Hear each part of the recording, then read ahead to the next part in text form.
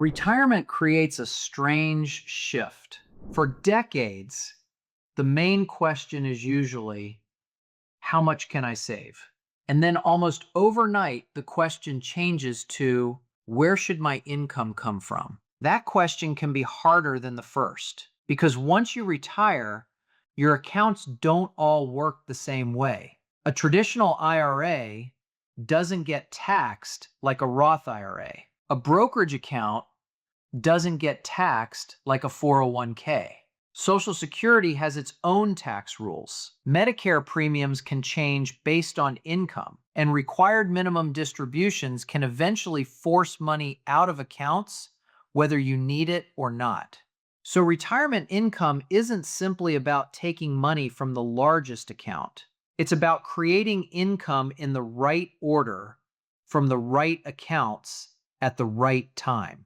In this video, I'm going to walk through the key pieces of a tax-efficient withdrawal strategy. We'll look at the 3 tax buckets your retirement money may fall into, why convenience can lead to poor withdrawal decisions, how lower income years can be used intentionally, and why Social Security, Medicare, and future required minimum distributions all need to be considered before money starts coming out. Because in retirement, it's not just about creating income.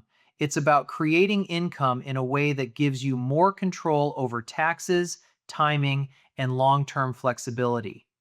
And if you're retired or approaching retirement and you'd like help reviewing your own withdrawal strategy, I've included a link in the description where you can schedule a free call with our team at Vertical Wealth Management. We'll help you look at your accounts, your income sources, your tax exposure, and where your current plan may need better coordination. Okay, let's start with the foundation. Key number 1, understand the 3 tax buckets. Every retirement income plan starts with a basic question. Where is the money? That sounds simple, but the answer can change how your income gets taxed. The first category is tax-deferred money.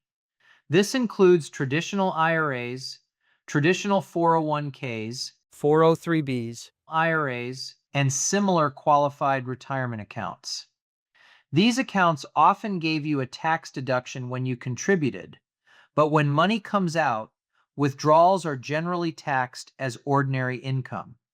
So if retirement income comes heavily from tax-deferred accounts, your taxable income may be higher than expected. The second category is taxable money. This includes brokerage accounts, bank accounts, CDs, money market accounts, and non-retirement investment accounts. These accounts can create interest, dividends, or capital gains, and each type of income may be taxed differently. Interest income is often taxed one way. Long-term capital gains may be taxed another way, and qualified dividends may receive different treatment than ordinary income. So a taxable account can give you flexibility, but it still needs to be managed carefully. The third category is tax-free money. This usually includes Roth IRAs, Roth 401ks, and in some cases, properly structured life insurance strategies. With Roth accounts, qualified withdrawals can potentially come out tax-free. That can be extremely useful later in retirement, especially when you're trying to manage taxable income in a specific year. The problem is that many retirement plans are built around balances instead of withdrawal order. You might know how much is in the IRA, the brokerage account, or the Roth, but you also have to be sure of which account should create income first, because the answer can affect far more than this year's tax return. Key number 2, don't let convenience decide your withdrawal strategy. One of the easiest ways to create retirement income is to pick one account and pull from it every month. It's simple, familiar, and it may feel organized, but convenience can create tax problems over time. For example, if every withdrawal comes from a traditional IRA, every dollar may be taxable as ordinary income. That can push taxable income higher, affect how much of your Social Security is taxed, influence Medicare premium calculations, and may leave other accounts unused that could have helped control the tax picture. On the other hand, spending down taxable savings too quickly can also create issues. Some retirees avoid touching retirement accounts in the early years because they want those accounts to keep growing. That can work in some cases, but it can also allow tax-deferred balances to grow larger, which may create bigger required minimum distributions later. So the question isn't simply which account is easiest to use. The better question is which account should be used this year based on taxes, cash flow, Social Security, Medicare, and future RMDs. That's a completely different level of planning. And it's where withdrawal strategy becomes more valuable than simply taking income as needed. Key number 3, use lower income years intentionally. The early years of retirement can create a planning window. This often happens after work income stops, but before Social Security begins and before required minimum distributions start. During that window, taxable income may be lower than it was during your working years. That can create an opportunity. You may be able to take strategic withdrawals from tax-deferred accounts, or convert part of a traditional IRA to a Roth IRA. You also may be able to fill up a lower tax bracket on purpose, or reduce future RMD pressure before the IRS starts forcing withdrawals. The goal isn't to create taxes for no reason. It's to manage taxes over the full retirement timeline. Paying a controlled amount of tax in one year may reduce a larger tax problem later. That's why Roth conversions often come up in retirement income planning. A Roth conversion allows you to move money from a tax-deferred account into a Roth account. You generally pay tax in the year of the conversion, but once inside the Roth, qualified withdrawals can potentially come out tax-free in the future. That can give you more flexibility later in retirement. Still, Roth conversions need to be reviewed carefully.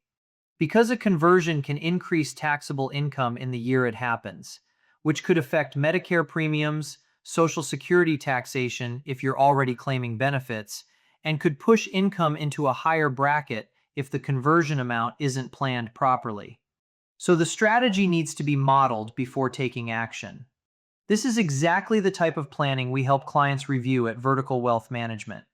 If you're retired or approaching retirement, and you have at least $300,000 to $1 million or more invested, there's a link in the description where you can schedule a free call. We'll help you look at your withdrawal plan, your tax buckets, your Social Security timing, and whether there may be opportunities to create income more efficiently.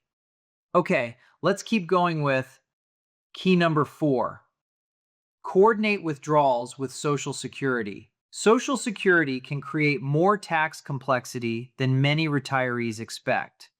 Your benefit may feel separate from your investment accounts, but for tax purposes, those pieces can interact.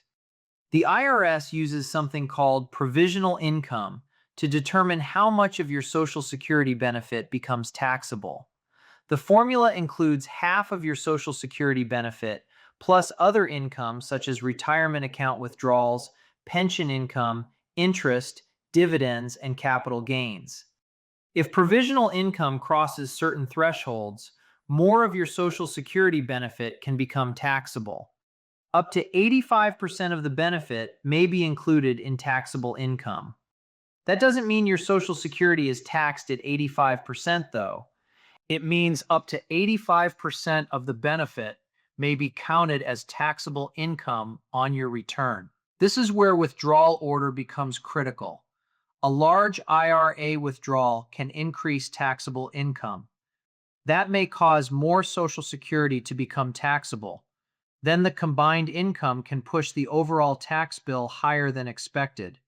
So when Social Security is part of the income plan, withdrawals need to be coordinated around it. Sometimes that means using taxable accounts. Sometimes it means drawing from tax-deferred accounts before Social Security starts. Sometimes it means preserving Roth assets for years when taxable income needs to be controlled. The right sequence depends on your accounts, your income needs, your tax bracket, and your long-term plan. But the key point is simple. Social Security should not be planned in isolation. It needs to be coordinated with the rest of your retirement income. Key number 5. Watch for Medicare premium triggers. Taxes aren't the only issue. Medicare premiums can also change based on income. Higher income retirees may pay additional Medicare premiums through income-related monthly adjustment amount. These surcharges are based on income from prior tax years. That means a large withdrawal today can affect Medicare premiums later. This can surprise retirees who take a one-time withdrawal from an IRA or 401k. Maybe the money is used for a home renovation, buying a new vehicle, helping family, or creating extra cash flow for a major expense. The withdrawal may make sense, but if it pushes income over an income-related monthly adjustment amount, the cost can show up later through higher Medicare premiums. Before taking a major distribution, it's worth reviewing the tax impact, the Medicare impact, and whether another source of funds could create a better outcome. A taxable account, Roth account, cash reserve, or smaller withdrawal spread across multiple years may help reduce the shock. Key number 6. Plan around future required minimum distributions. Required minimum distributions are another reason withdrawal order needs to be reviewed early. Once RMDs begin, the IRS requires withdrawals from traditional IRAs, 401ks, and similar tax-deferred accounts. You don't get to ignore them just because you don't need the income. And you don't get to delay them if markets had a bad year. The required amount is based on your account balance and life expectancy tables.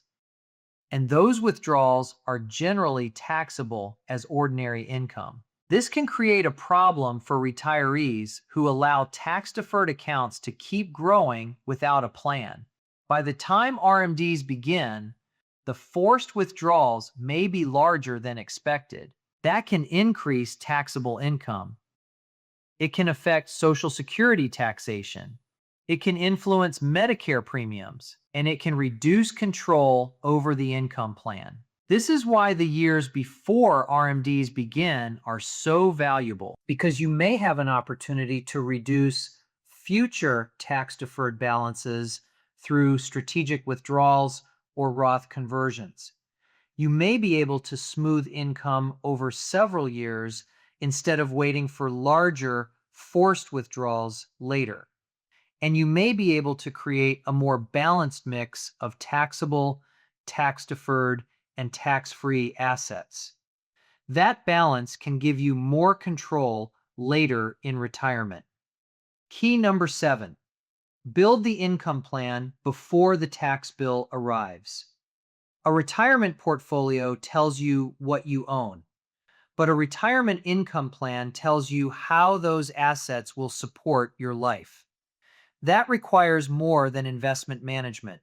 It requires withdrawal sequencing, tax bracket planning, Social Security coordination, RMD projections, Medicare premium awareness, cash flow planning, and a clear understanding of which accounts should be used at each stage of retirement. This is especially valuable for retirees with a large portion of savings inside tax-deferred accounts. A traditional IRA or 401k can be a powerful retirement asset, but if the withdrawal strategy isn't planned carefully, it can create tax pressure later. A better approach is to review the plan before retirement begins, or as early in retirement as possible. Look at what income will be needed each year. Identify where that income should come from. Estimate future RMDs. Review whether Roth conversions should be considered. Evaluate how Social Security timing fits into the strategy. Watch for Medicare thresholds. And make sure each withdrawal supports the overall plan. Because retirement income decisions become harder to fix after the fact. Once a large withdrawal is taken, the tax result may already be locked in. Once the year ends, planning options become limited. And once RMDs begin, you may have less flexibility than you had earlier. So the best time to review withdrawal strategy is before the pressure starts. A tax-efficient withdrawal strategy can help turn retirement savings into usable retirement income with fewer surprises. It can help reduce unnecessary tax exposure. It can create more flexibility around Social Security and Medicare. It can help manage future RMDs, and it can help preserve more of the wealth you spent decades building. The accounts are only one part of the plan. The sequence is what brings those accounts together. So if you're retired or approaching retirement and you'd like a second opinion on your withdrawal strategy, tax plan, or retirement income plan, click the link in the description and schedule a free call with our team at Vertical Wealth Management. We'll help you review how your accounts are structured, where your income is coming from, and where there may be opportunities to improve the plan. Because after spending decades building your retirement savings, you deserve a strategy designed to help you use that money wisely. Thanks for watching, and we'll see you in the next video.